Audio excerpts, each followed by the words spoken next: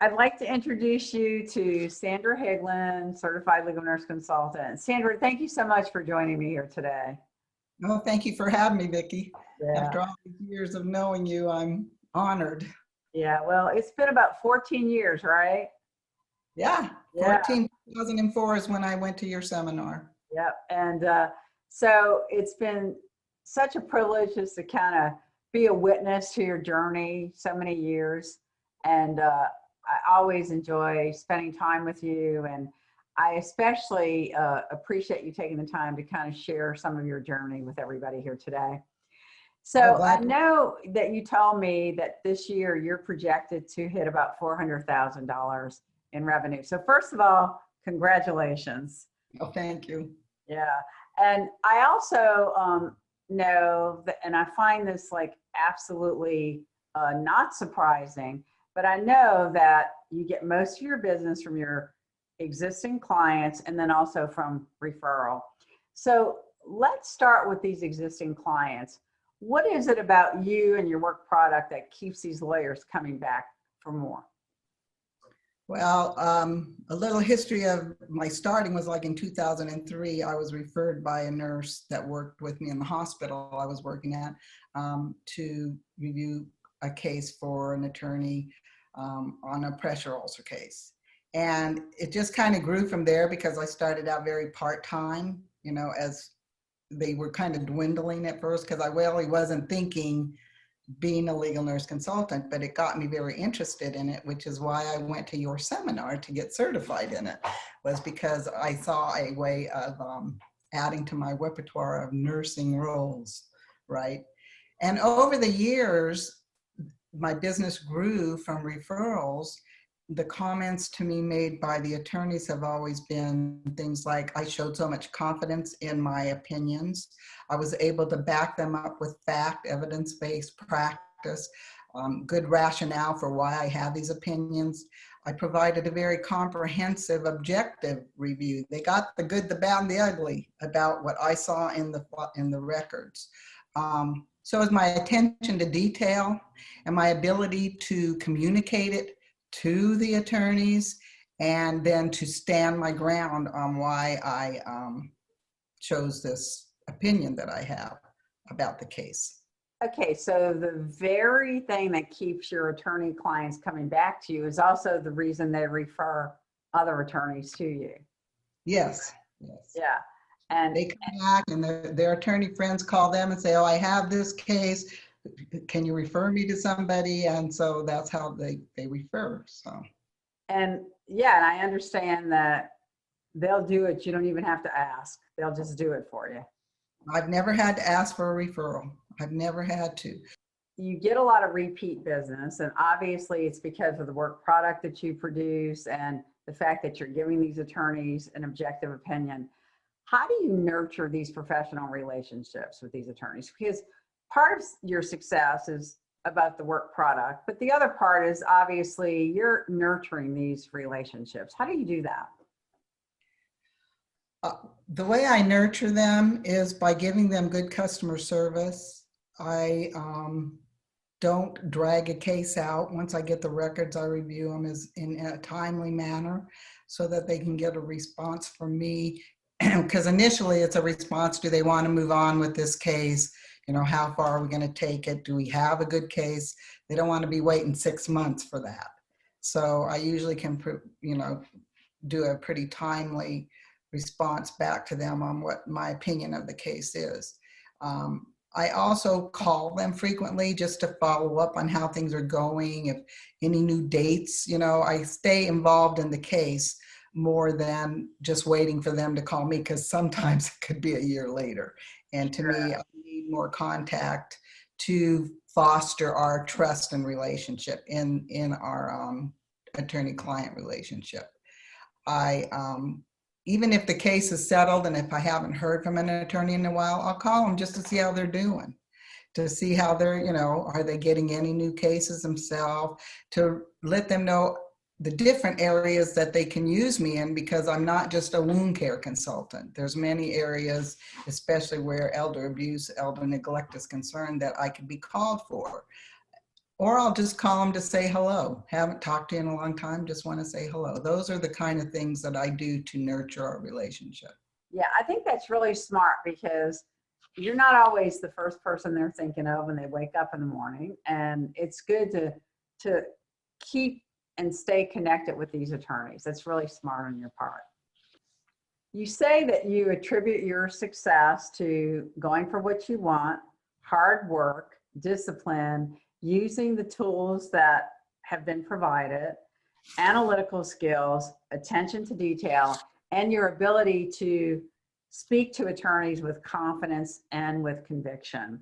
So, what would you say to an RN who wants to become a certified legal nurse consultant, but is afraid to make that move? Vicki, I've reflected on this question quite a bit because nurses have come up and asked me, how do I get into legal nurse consulting? What do you think I should do? And they express their fears.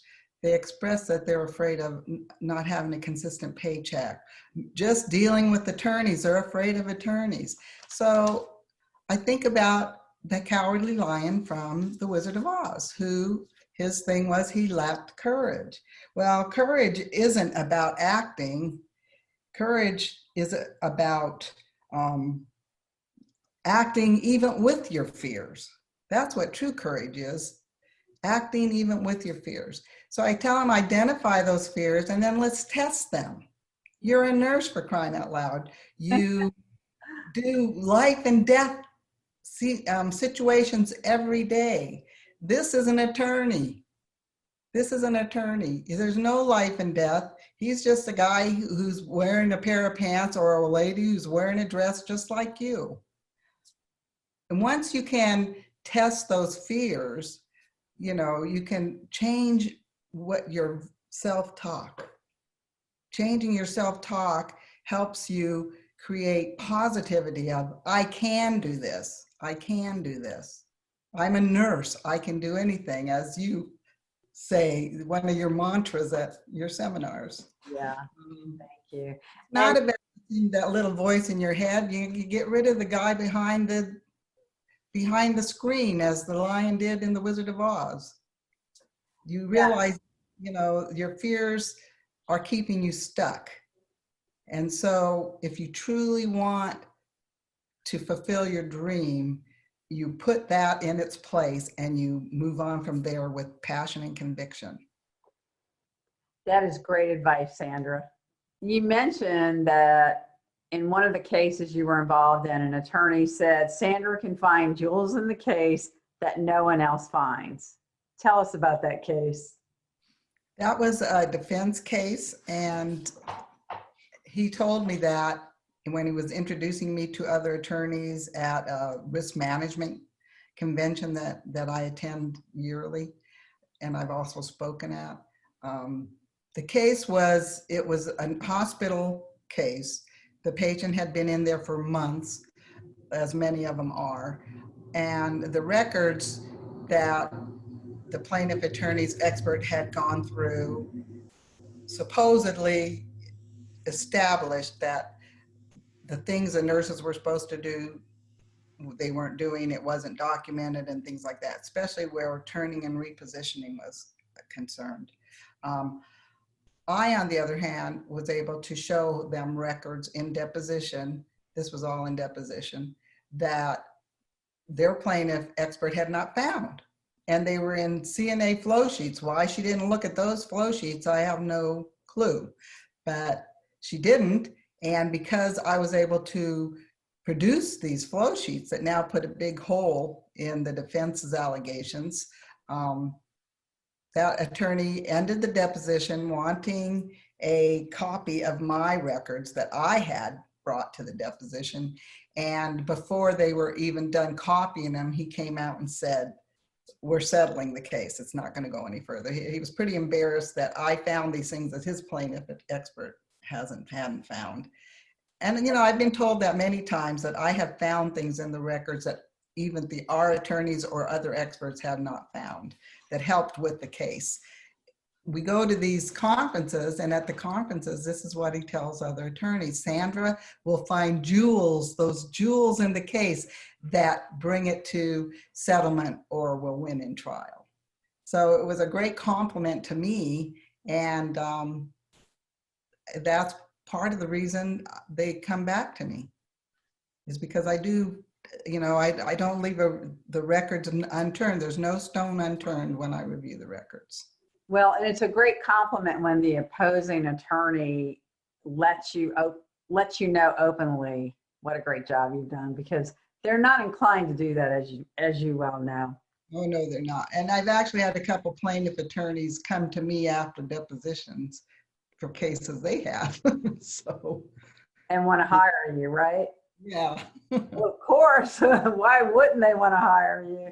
So you've been in this journey for 14 years now as a certified legal nurse consultant. How would you say your clnc business has changed your life? And what are some of your favorite benefits of owning your own business? My success, the change in my life that my business has provided is freedom. Freedom to set my own schedules. Freedom to work at any time of day or night that I choose. Freedom to go on vacation if I want to. I don't have to ask anybody for permission. I just go. It's like Have Office will travel, because all I need is my laptop, my phone, and medical records, which in most cases they send me electronically now, not boxes of records that I used to get.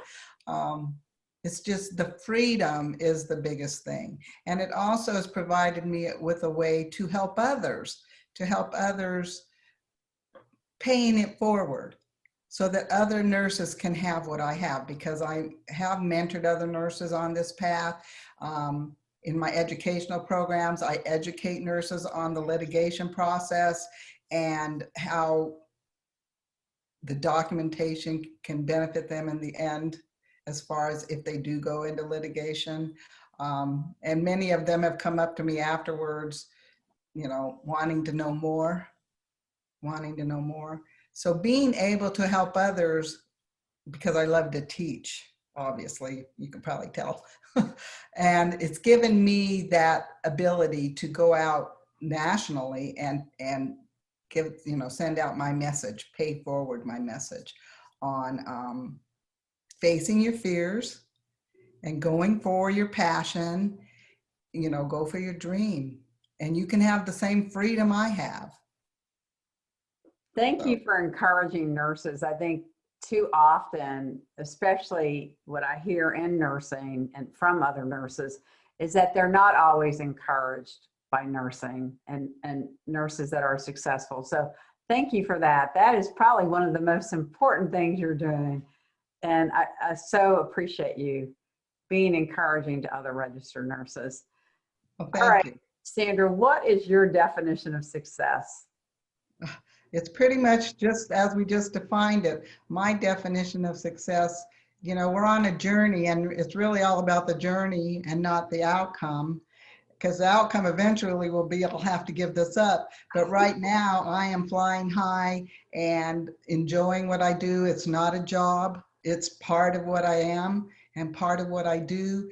And being able to, yes, the money is good. I'm not going to say that isn't a good part of it, but that could be short-ended. So for long-term success, it's being able to help others achieve the same thing I have, or even help others at the bedside, with quality of care issues and dealing with the things they have to deal with within the hospitals and nursing homes. So that's my success. Thank you for sharing that. And I know earlier you told me that when people ask, when are you going to retire?